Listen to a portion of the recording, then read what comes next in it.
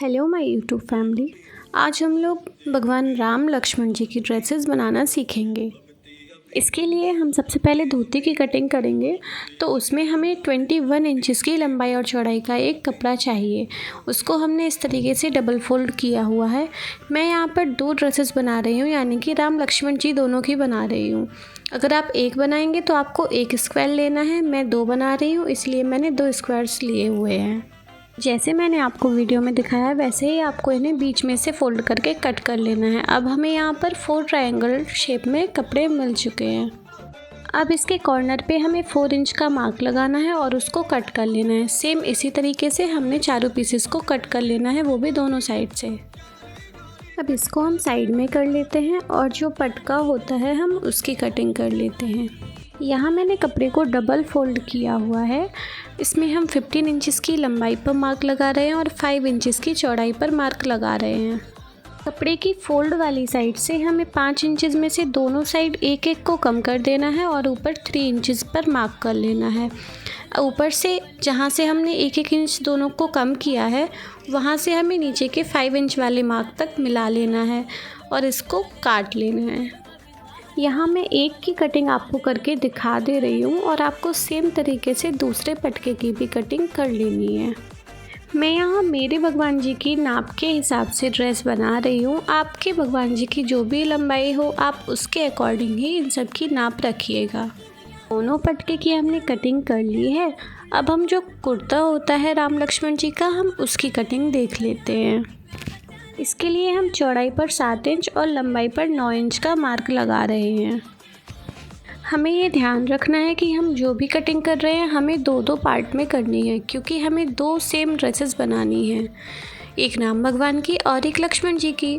तो हमें जो भी काटना है वो 2-2 काटना होगा ना। यहाँ हमने दोनों पीसेस को अलग कर लिया है। इनको अलग करने के बाद हम इसमें गले की कटिंग करेंगे। गले के लिए जो मुड्ढे होते हैं उनको हम 2 इंचेस पर रखेंगे और बाकी का 1.5 इंच हम गले की साइड से कट करेंगे। यानी कि हम गले की चौड़ाई 1.5 इंच लेंगे और लंबाई आप अपने अकॉर्डिंग एडजस्ट कर सकते हैं। मैं यहाँ पर 3.5 इंच लगभग ले रही हूँ। आप जितना उनका गला हो उस हिसाब से कम या ज़्यादा ले सकते हैं। इस तरह से मैंने इसमें वी शेप में गले की कटिंग दे दी है। अब हम आस्तीन की कटिंग करेंगे। हमें 2 ड्रेसेस बनानी है, उसके लिए हमें 4 आस्तीन चाहिए होंगी। आस्तीन की लंबाई हम 6 इंचेस रखेंगे और चौड़ाई 3.5 इंच पर मार्क करेंगे, क्योंकि ½ इंच के समथिंग हमें सिलाई में भी देना होगा। अब हम आस्तीन को काट करके निकाल लेते हैं। अब जो धोती के आगे चूनर लगा होता है हम उसकी कटिंग करेंगे। बिना चूनर के धोती अधूरी सी लगती है। इसके लिए हम लंबाई 12 इंच और चौड़ाई 5.5 इंच की रख रहे हैं। हमारे राम जी की धोती बनने के बाद 14 से 15 इंचेस की रहने वाली है। इसके लिए हम लगभग 12 इंच की चूनर रखेंगे। इसकी नाप लेने के बाद हम इसको एक साइड से फोल्ड करेंगे और एक साइड से 2 इंच ऊपर की ओर मार्क लगाते हुए तिरछी लाइन खींच देंगे और ऊपर की साइड से ½ इंच कम करके उस निशान से लेकर ऊपर वाले निशान तक हम इसको मिला देंगे। जैसा मैं आपको वीडियो में दिखा रही हूँ आपको सेम वैसे ही मार्क लगाते हुए यही शेप दे देना है और फिर काट करके निकाल देना है। जैसे मैं आपको एक चूनर की कटिंग दिखा रही हूँ आपको सेम एक और चूनर काट लेना है, क्योंकि हमारी 2 धोतियाँ हैं और हमें दोनों के लिए अलग अलग चूनर की ज़रूरत पड़ेगी। हमारे राम लक्ष्मण जी की ड्रेस की सारी कटिंग पूरी हो गई है। अब हमने जो ये कटिंग की है हमें सेम अस्तर की भी इसकी कटिंग कर लेनी है। अस्तर के ऊपर हम इन सभी को एक के बाद एक रखते जाएंगे और सेम टाइप से काट लेंगे। हमने अस्तर की सारी कटिंग्स कर ली हैं।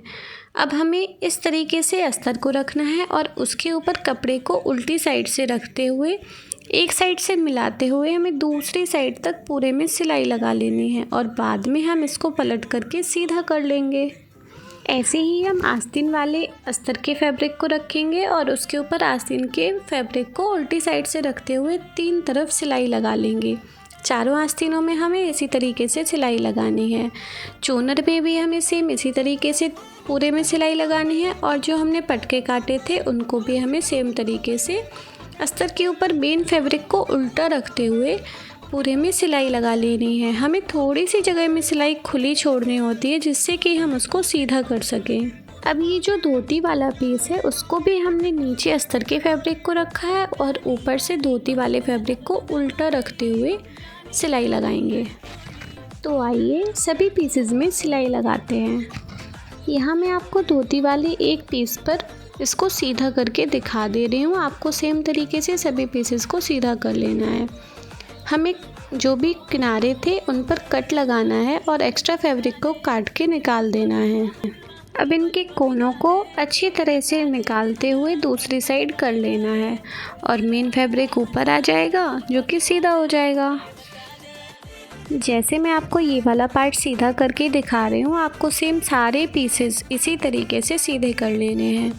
चोनर, पटका, ऊपर का कुर्ता एंड बाकी सभी चीज़ें इसी तरीके से हमने सीधी कर ली हैं। इनमें हमें अलग से ऊपर से सिलाई लगाने की ज़रूरत नहीं है क्योंकि जब हम इन पर लेसेस लगाएंगे तो ये अपने आप ही सिल जाएंगे। हमने सारे पीसेस सीधे कर लिए हैं। अब हम इन पर लेस लगाएंगे। लेस लगाने से पहले हम हमारी धोती में दोनों साइड से 2-2 या फिर 3-3 प्लेट्स डाल लेंगे। लेस लगाने से पहले हम धोती में प्लेट्स डाल लेते हैं। यहाँ मैं बीच में फोल्ड करते हुए दोनों साइड से 2-2 या फिर 3-3 प्लेट बनाऊंगी। यहाँ मैंने चारों पीसेस में सेम प्लेट्स बना ली हैं। अब जो धोती का नेफा वाला पार्ट होता है उसके नीचे से हमें ऊपर की तरफ 2-2 प्लेट्स डाल लेनी है जिससे धोती का लुक अच्छा आएगा। प्लेट्स डल चुकी हैं। अब हम इसके जो नेफा वाला पार्ट है उनको आपस में अटैच कर देंगे। हमें एक साइड वाले पार्ट को ही अटैच करना है, दोनों साइड के पार्ट्स नहीं सिलने हैं। दूसरी साइड हम डोरी लगाएंगे जिससे कि धोती बंध जाएगी। इस तरह से हमें दोनों धोतियों के नेफा को आपस में अटैच कर लेना है। अब धोती को सुंदर बनाने के लिए हम इसमें कुछ लेसेस का यूज़ करेंगे। यहाँ हमें एक साइड से स्टार्ट करते हुए जो हमारी दूसरी साइड का नेफा है वो जो कि खुला हुआ है, एक साइड से लेके दूसरी साइड तक सेम तरीके से हमें लेस लगाते जाना है। अब जो धोती में लगाने के लिए हमें चोनर रेडी करनी है उसमें भी हम लेस लगा लेते हैं। इसमें मैं दूसरी लेस का यूज़ कर रही हूँ। आप चाहे तो आपके पास जो लेस हो या आपको जो वाली यूज़ करनी हो वो वाली यूज़ कर सकते हैं। अब हम चोनर को धोती में अटैच करेंगे। धोती को इस तरीके से बीच का पार्ट रखते हुए आगे के पार्ट में हमें मिडिल में चोनर को अटैच करना है। इसको हमें ऊपर के पार्ट में सिलाई लगानी है और जो नेफा वाला बीच का पार्ट है उसमें सिलाई लगानी है। इसे हमने रेडी कर लिया है। अब जो हमारा ऊपर का प्लेट्स वाला पार्ट था उसमें हम 2 इंच की पट्टी का यूज़ करेंगे। पट्टी को एक साइड से फोल्ड करते हुए हमें एक तरफ से सिलाई लगाते जाना है और पूरे पट्टी को प्लेट्स वाले पार्ट में सिल लेना है।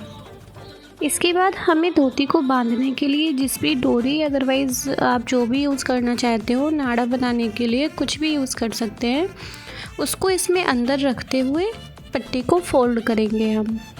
मैं यहाँ पर एक पतली सी लेस यूज़ कर रही हूँ। इसको हम पट्टी में अंदर रखते हुए फिर पट्टी को फोल्ड करेंगे। जैसे मैं आपको वीडियो में दिखा रही हूँ आपको सेम ऐसे ही पूरी पट्टी को फोल्ड करके स्टार्टिंग से लास्ट तक सिलाई दे देनी है।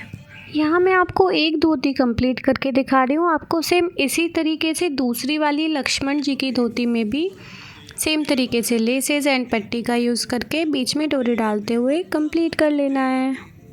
इसके बाद हमारी दोनों धोती बन करके कंप्लीट हो जाती हैं। देखिए पूरी धोती में कितने अच्छे से फिनिशिंग आई है, कहीं पर भी कोई धागा या फिर कपड़ा एक्स्ट्रा नहीं दिख रहा है। ये जो हमने डोरी डाली थी इसको हम भगवान की कमर में डालते हुए पीछे साइड से टाई कर देंगे और आगे से हमारी धोती कुछ इस तरीके से दिखेगी। दोनों धोतियाँ रेडी हैं। अब हम जो पटका वाला पार्ट है हम उसको कंप्लीट कर लेते हैं। पटके में भी कुछ लेसेस यूज़ करके हमने इनको कंप्लीट कर लिया है। आप अपने अकॉर्डिंग किसी भी डिज़ाइन में कोई सी भी लेस लगा सकते हैं, बस देखने में अच्छा लगना चाहिए। अब जो भगवान का कुर्ता है उसमें भी हम कुछ लेसेस लगा के इसको कंप्लीट कर लेंगे। यहाँ मैंने गले पर 2 लेसेस लगाई हुई हैं, आप अपने अकॉर्डिंग डिज़ाइन दे सकते हैं। इसके साथ ही इसको भगवान की कमर में बांधने के लिए मैंने नीचे 2 डोरी का यूज़ किया है और 2 डोरी का यूज़ गले पे किया हुआ है। अब जो आस्तीन हमें रेडी करनी है उनमें हम 3 तरफ से लेस लगाएंगे और एक तरफ से पट्टी को फोल्ड कर लेंगे और इसके साथ ही बांधने के लिए हम इसमें डोरियां भी लगा लेंगे। चारों आस्तीन बना करके तैयार हमने कर ली हैं। अब मैं आपको बताती हूँ कि इनको लगाना कैसे है। हमें आस्तीन के हाफ में से इस तरीके से, जैसे मैं आपको रख के दिखा रही हूँ ना, हाफ पार्ट हमें उसमें अटैच करना है और हाफ ऊपर की साइड छोड़ देना है, जो कि भगवान को पहनाते टाइम पीछे की तरफ फोल्ड हो जाएगा और उसमें डोरी लगी हुई है तो वो बंध भी जाएगा। वीडियो थोड़ा बड़ा हो रहा था, इस वजह से मैंने जो सीता जी की ड्रेस थी उसके लिए दूसरी वीडियो बनाई है। लिंक मैं आपको डिस्क्रिप्शन में जल्दी ही अपडेट कर दूँगी। आपको राम लक्ष्मण जी की ड्रेस कैसी लगी कमेंट सेक्शन में ज़रूर बताइएगा और हाँ, चैनल को सब्सक्राइब करना मत भूलना। Thank you.